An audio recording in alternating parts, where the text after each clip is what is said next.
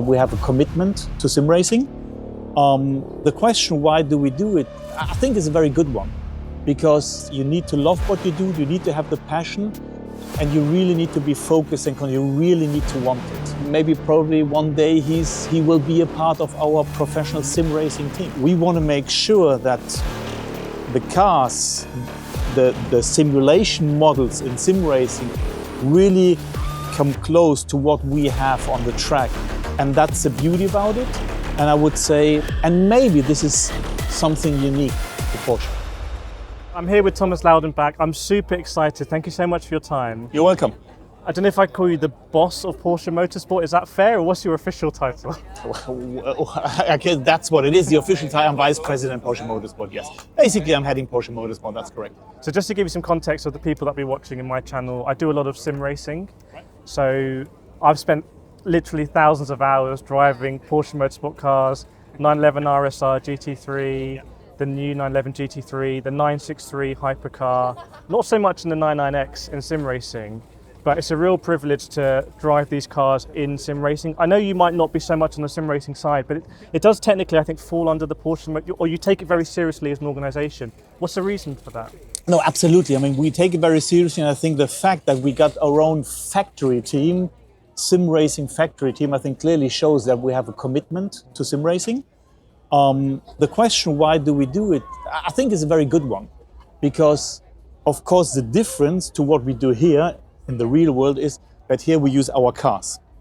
But let me put it this way: the simulation work, it's a part of our normal life. So and we clearly say, okay, we do motorsport. There is motorsport.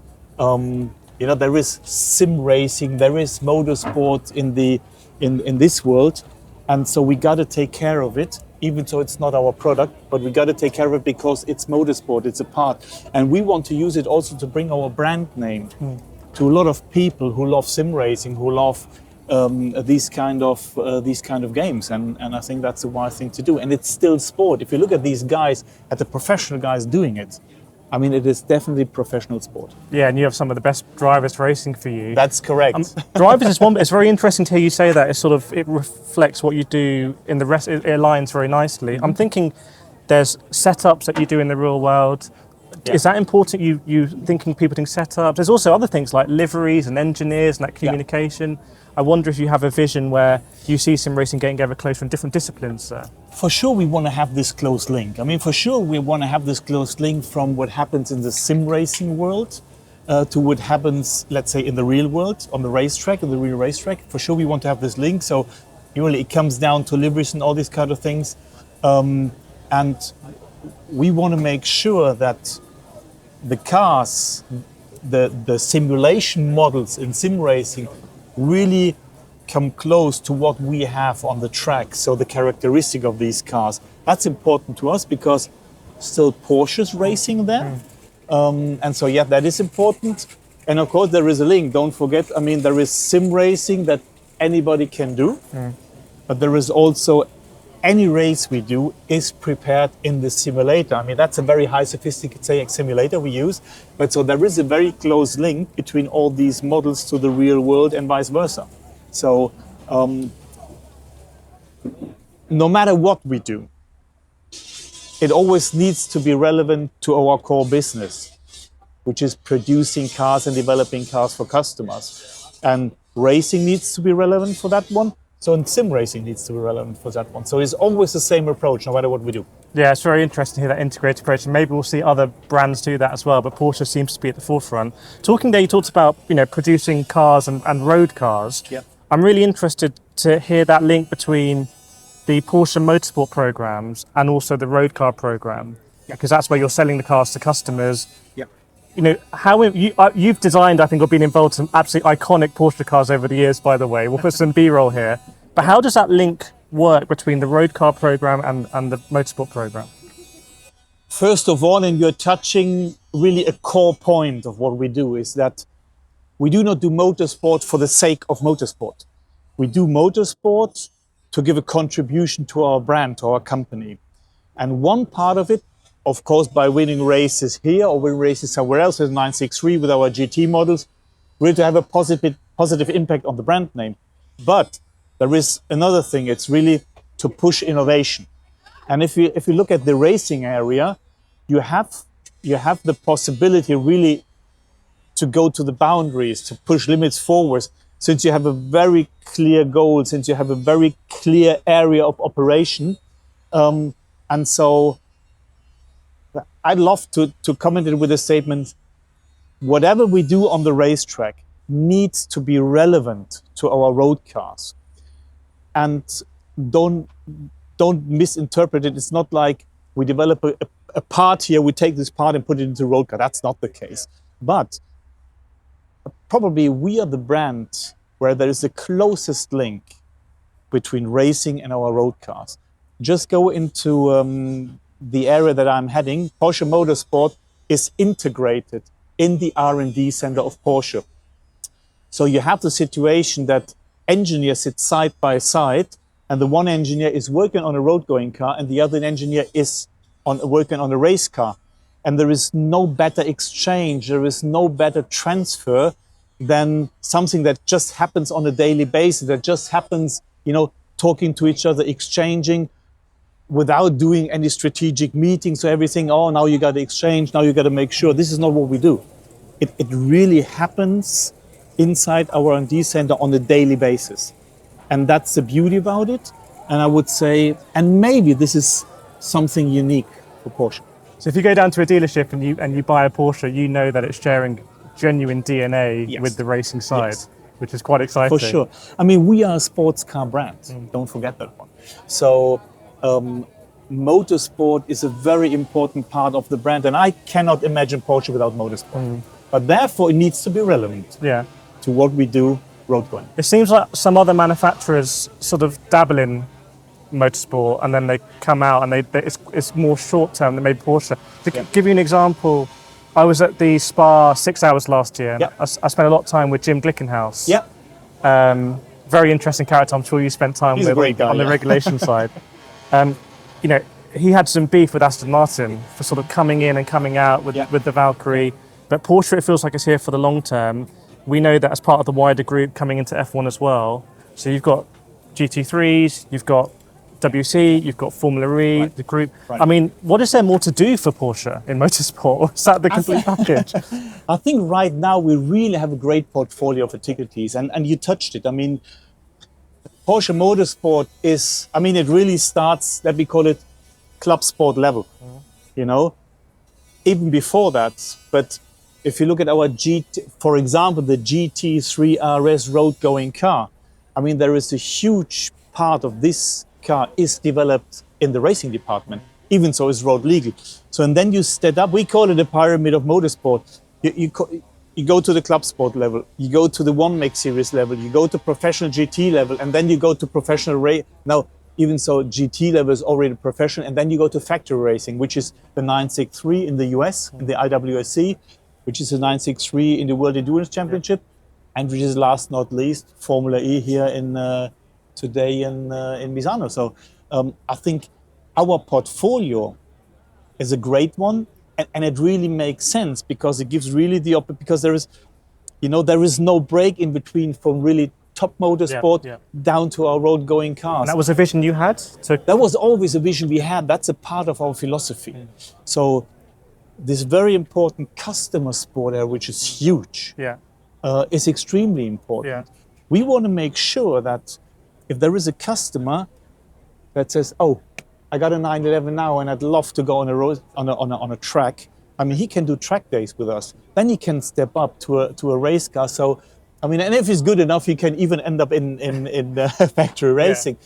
No, this does not happen by chance. That is, it has been built up throughout decades by now.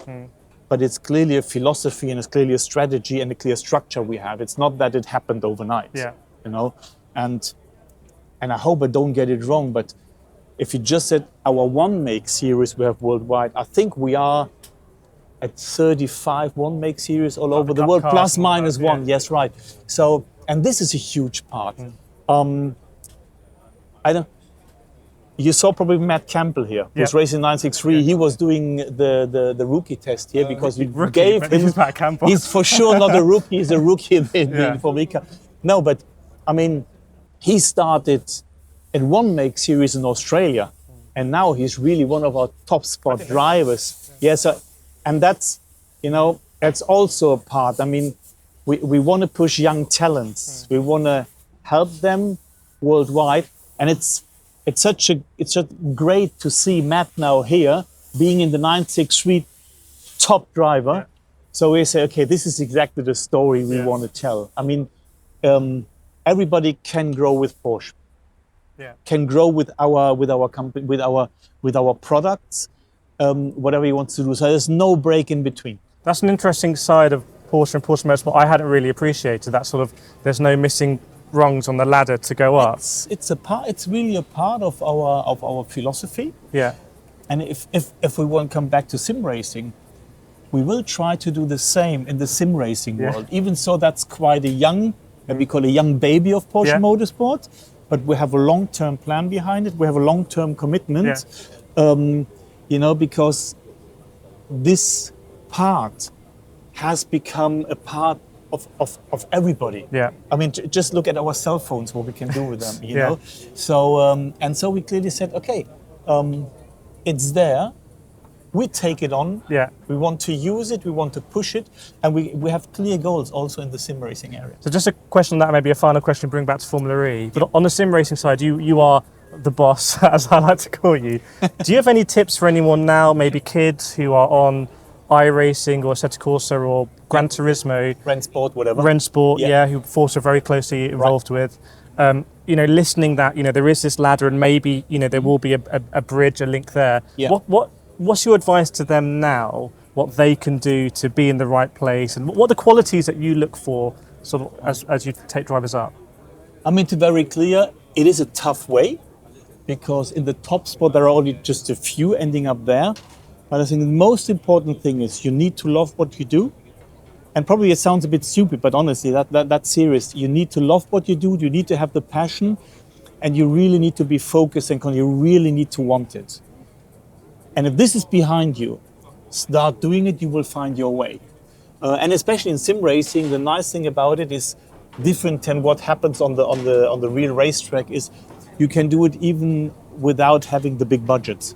And so push forward, try to optimize yourself as much as you can, love what you do, be passionate, and then you will find your way. And probably one day, you know, we will look at this guy, we will scout him, and maybe probably one day he will be a part of our professional sim racing team. It's crazy to think about. It's very cool. I was in the Gran Turismo movie, which is the story of like how Jan Marden did that. And, But it's funny, Pascal Wehrlein said pretty much the same thing about focus, dedication, it's competitive.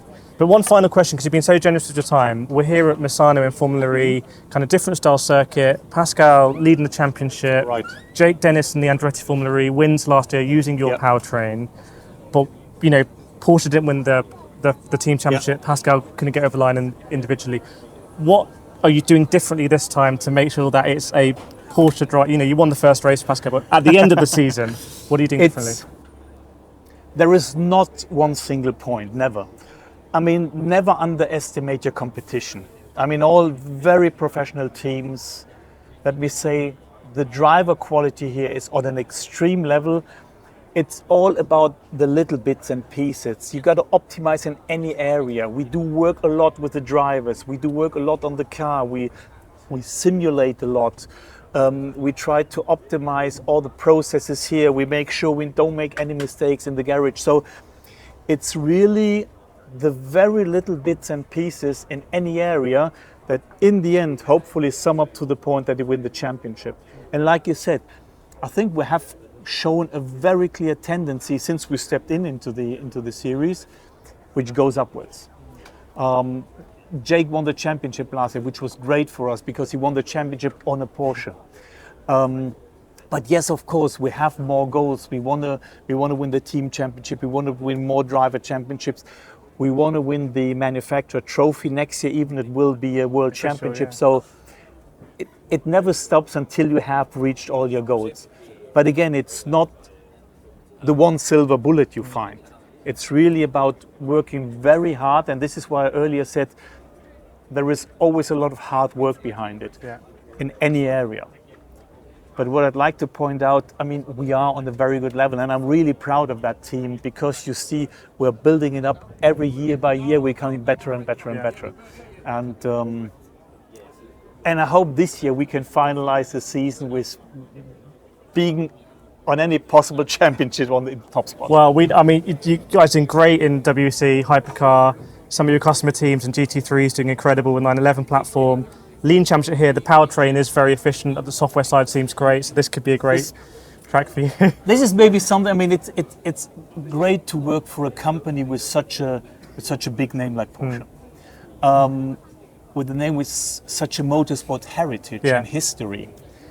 But at the same time, it gives you some pressure, because I always like to say we're not racing to the racetrack just to fill up the grid. I mean, we go to the racetrack to win races. Now that's always what we want to achieve. That's our demand. That's our goal, and we will never stop before we reach that one. And if we've reached that one, we're not going to stop. We're going to repeat. Dynasty. Well, just to give you my perspective, when I go to different championships and I see Porsche, you're not here to take part. You're here to win. You come with, everything is engineered. You come with the best setups of process.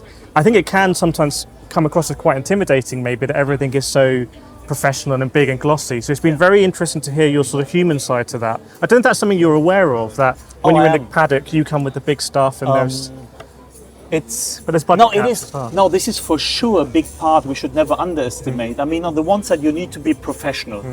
You need to be focused, and really you need to take care of all the details, technically, operational wise processes.